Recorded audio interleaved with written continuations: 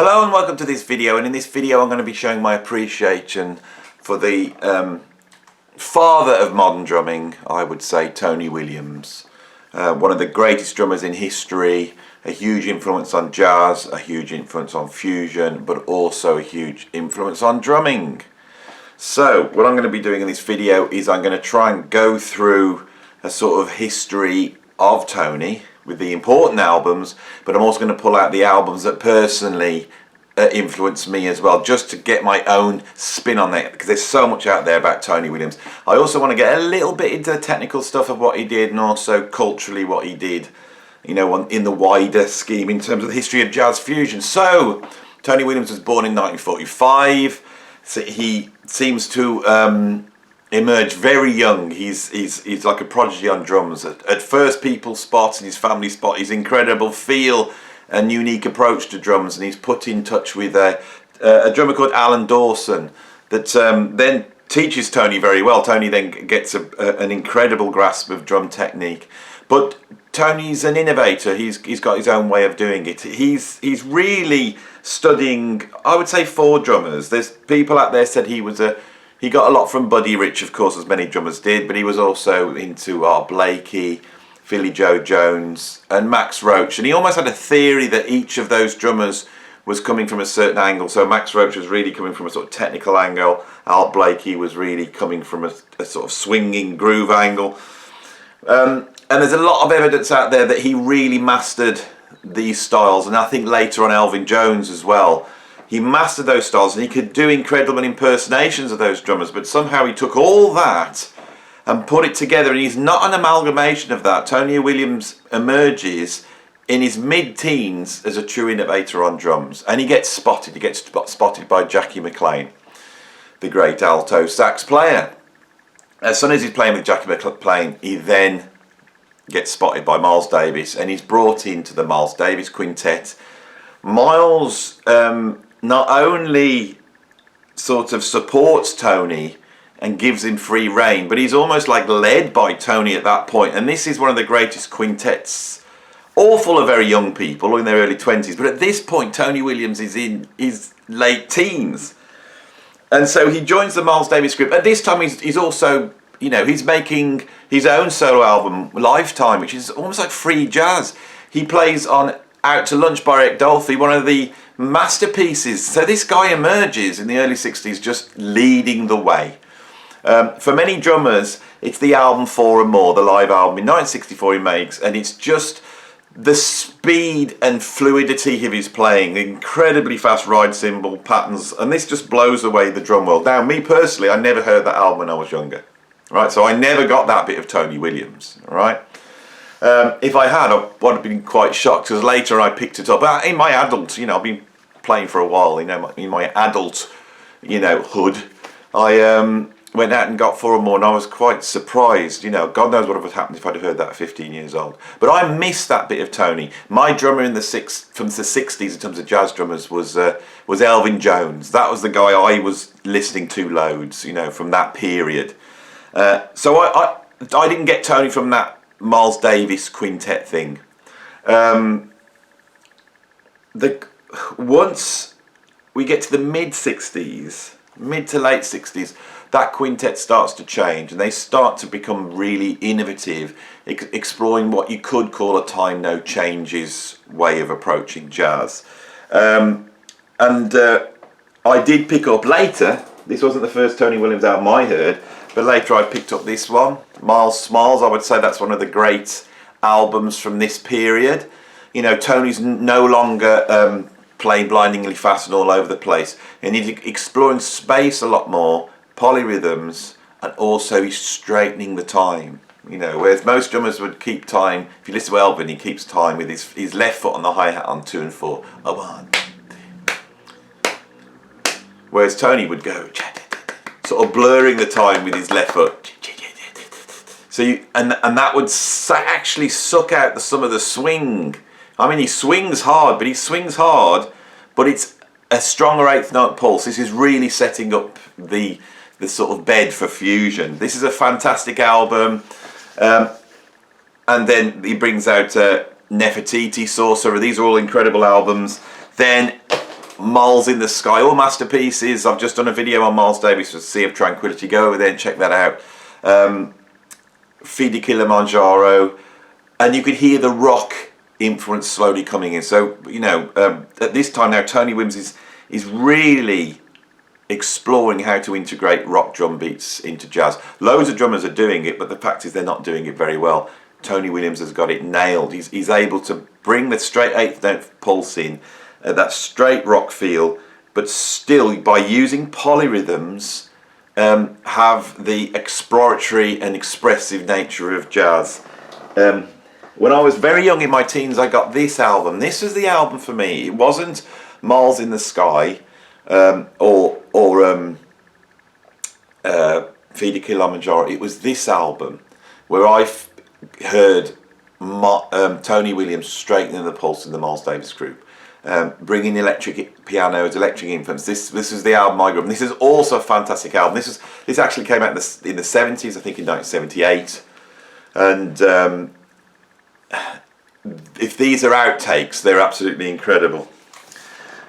This is all leading up to this album with the Miles Davis group, which is the masterpiece. This is where Miles really lays the groundwork for fusion. This is one of the first fusion albums ever. It really shows how to make long form expressive music using rock beats, using modality, and Tony Williams really nails it. And there's a very, very exploratory rock beat at one point when he just explodes, which is the blueprint of so many drummers after that, you know. So they're the Miles albums. If Tony had stopped making music at that point, he would still be legendary. His legend was created in the Miles Davis group, and actually after that, Tony seems to explore very experimental areas in music and never really gets the foothold that he had when he was playing with the Miles Davis group. And I don't think that's down to the fact that he failed. I think it's down to the fact that he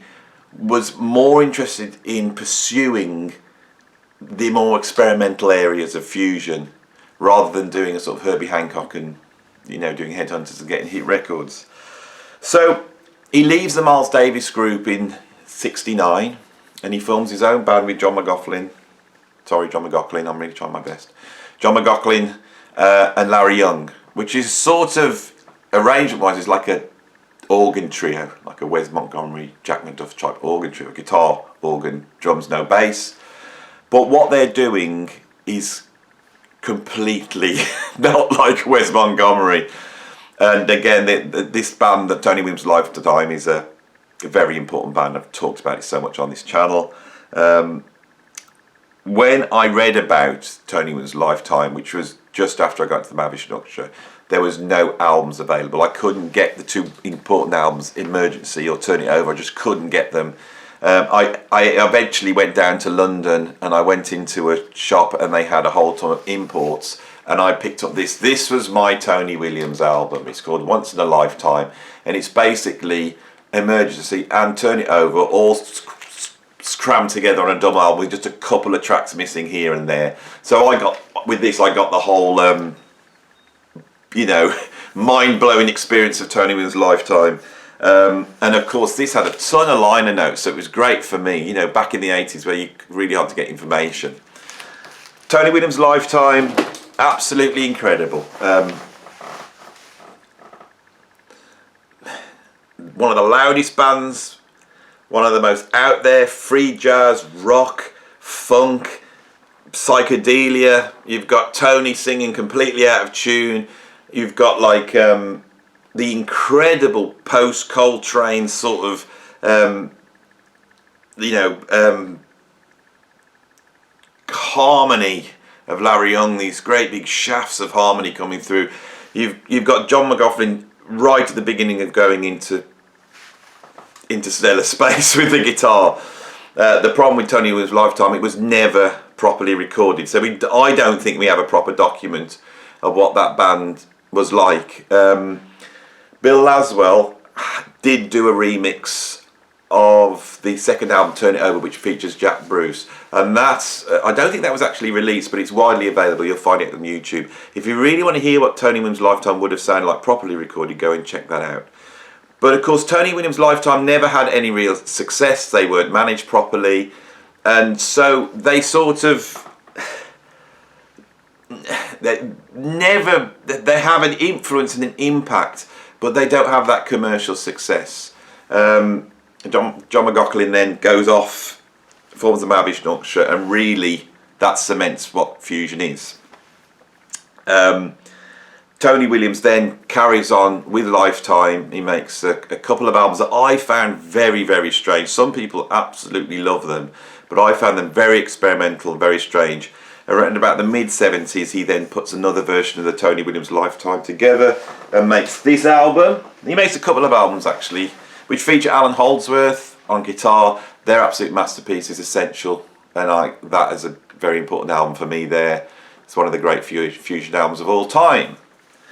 Right, so throughout the 70s, he's doing session work on various fusion albums. Now, the first time I heard solo Tony Williams was on this album, and this album has crept in so many lists on this channel that I have to think this is possibly one of the greatest fusion albums of all time. I keep coming back to it. This is my favourite Tony Williams performance. This is where I first heard Tony Williams and was won over. He's doing everything on this album. There's solos, there's groove playing, funk playing, he's playing out, in, all around, and it's this album. Right, Stanley Clarke. The lineup on this is incredible. The one-off great lineup that never recorded again, which is Stanley Clarke on bass, Jan Hammer keyboards, Tony Williams drums, and then Bill Connors on guitar. It's almost like Return to Forever, Tony Williams Lifetime, and the Mahavishnu all crammed together in one band. Like, this is a masterpiece. Tony Williams is absolutely incredible on here. I prefer Tony when he's playing fusion, and most drummers were very influenced by his jazz playing. I wasn't. My jazz playing came a lot more from Elvin Jones and Jack DeJohnette. What I got from Tony Williams was his fusion playing, and he's a really incredible jazz drummer. And when you plot his career, you often see him jumping into fusion and then jumping into acoustic jazz, and the critics always liked him more when he did acoustic jazz. Of course they did.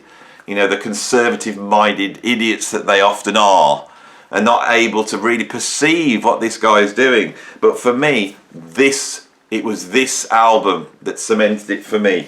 Another performance that was very influential on me in the 70s was this album, Electric Guitarist. Tony Williams crops up on one track, which is called Are You the One? John McLaughlin on guitar, Jack Bruce on bass. So it's almost like a retread of Tony Williams' lifetime, but without Larry Young. A lot of people have panned this track. For me, that track, Are You the One, on this album, is my quintessential Tony Williams track. He does everything on that one track. If you just want to check out what's so great about Tony Williams, check him out on that. He's absolutely incredible. And because John McLaughlin at this point has got the budgets, what we hear is Tony really beautifully recorded, and you hear the full warmth of his kit. I think throughout the 60s he was playing a very small kit, quite high tuned, and I didn't prefer that so much. I like the much more warmer 70s kit sound, and he sounds absolutely incredible on here. Got a few more albums from that period to have a look at. Of course, there is this album that needs to be contended with from the 70s. It's obviously was a big influence on me, being a huge John McLaughlin fan. I'm really trying to say his name right because people keep moaning. So I am trying my best. See, I'm trying. Trio of Doom, which was the band that was put together as a sort of super group. Tony Williams, John McLaughlin, and Jaco Pastorius. And of course, they went off, recorded some studio tracks. I think actually they may have recorded the studio track second, but they went off and did a gig. Where was the gig? I forgot. See, this is what happens if I've forgotten the name of the gig. And I first heard this. I searched out the two double albums from that gig, the Havana Jam. That's where it's from, which also features Weather Report and a whole bunch of people. It's been painted as a car crash. They did fiddle with the audio. I don't think it's as bad as everybody makes out then. And this album is now, people who have now listened to the sessions are now starting to rate this has been a very important band with some incredible playing on. Again, it's my favourite period of Tony Williams, late 70s. And he's just incredible on this album. His drumming's incredible. And what I can't hear the stuff that's Jacko's done. It was maybe fixed. I know when they played the Dark Prince, which was like a fast bebop blues, he wasn't following the changes, and I think people got lost, and he was doing all sorts of mad stuff. You could hear the aggression of anger of Tony Williams, but you can always hear that Tony's a very fiery player. But yeah, these are the albums that I was influenced by coming up. There's another album which I haven't got a copy of, but I know very well. Solo album he made in '79, I think, called Joy of Flying. And it puts him back together with Jan Hammer. It's also an incredible moment with George Benson on there. And a pairing of him with Cecil Taylor, which really shows the breadth of this guy. You know, the fact that he could go from almost like free jazz to straight jazz, bebop, modal jazz, and right down to rock and fusion. And at some points, almost like disco. Incredible, incredible player. And I think that's what confounded the critics. In the 70s, they put a band called VSOP together, which featured Herbie Hancock, Ron Carter, Freddie Hubbard, and Tony Williams. It's like a retread of the classic quintet. And that's a fantastic album. He then went on to replace Freddie Hubbard with Wynton Marsalis. That's fantastic. And he actually features on the first Wynton Marsalis album, which of course is my favourite album by Wynton Marsalis. And I will say no more of that because I think I've knocked that guy enough on this channel. If you want to hear me knock Wynton Marsalis, go and search that stuff out. But this is an interesting album that I sort of grew up with. It's this one here. It's Carlos Santola's solo album, The Swing of Delight. It's got all sorts of players on, but he actually puts together that classic quintet of Ron Carter, Wayne Shorter, Herbie Hancock and Tony Williams, with him in almost like the Miles place. But the thing is, he's got that little bit of a fusion. It's acoustic, but he's got that fusion sound. And that was what I really loved, was this album in terms of that period. In the 80s, he signed to Blue Note and started making some fantastic albums where he plays incredibly, but they are much more rooted in acoustic jazz. These albums were really well received by the critics, and it actually, I think they launched a whole bunch of new players, like people like Mulgrew Miller and Kenny Garrett. You know, I think they played on those albums, but a whole bunch of new musicians came out. They're very important albums. I got them, I liked them, they weren't a huge influence on me. I felt he was more experimental in the 70s, and that's the stuff I preferred. But I want to end this video now in the last few minutes covering two albums he made just before he died, where he suddenly made a left turn again, and it's these two. The first is in a band called Arcana, which was produced by Bill Laswell, and this is Bill Laswell on bass, Tony Williams drums, and the great improvising free jazz guitarist Derek Bailey. And then they came out with the second version of Arcana, which is this one, Ark of Testimony, which has Tony Williams on drums, Bill Laswell bass, and then Pharaoh Saunders on saxophone, Graham Haynes, Bayard Lancaster, Nicky Scopolitis, and Buckethead from Praxis and Guns N' Roses. These two albums really point to where I think Tony Williams was about to go before he died. He died at 52 years old in 1997 after a routine gallbladder operation. Many people at that time have said he picked up a double bass drum kit and he was going down a heavy metal route, which sounds very exciting, and I wish we could have heard it, but you can hear it on here. Both these albums are incredible. This one, the Derek Bailey one, very avant-garde, beautifully recorded, very exploratory, and this one is just one of the greatest fusion albums ever made. There, I'm telling you, this is the thing. And I don't know whether this will get picked up on any other Tony Williams videos out. So here's my little treat for you. If you haven't heard this album, Arcana, Ark of Testimony, go and check it out. It's one of the greatest fusion albums of the 90s. It really is absolutely fantastic. He also, and I should have picked it out because I just saw it in my collection. He made an album with Bernie Worrell from P-Funk called Blacktronic Science, where they sort of do an organ trio type of thing. I think it is pretty much on the tracks he plays on. It's just Bernie Worrell organ and Tony Williams drums, much more like a traditional organ trio, and that's got some incredible drumming. And the reason why is because Bill Laswell is so fantastic at capturing sounds, and that's what you hear. So anyway, that was my little appreciation of Tony Williams. It's by no means, you know, the definitive. It's my personal account with some albums I like. I hope you appreciated it. And if you did, you know, like the video, and if you want to see more of these, then subscribe, and I'll see you on the next video. Thanks very much.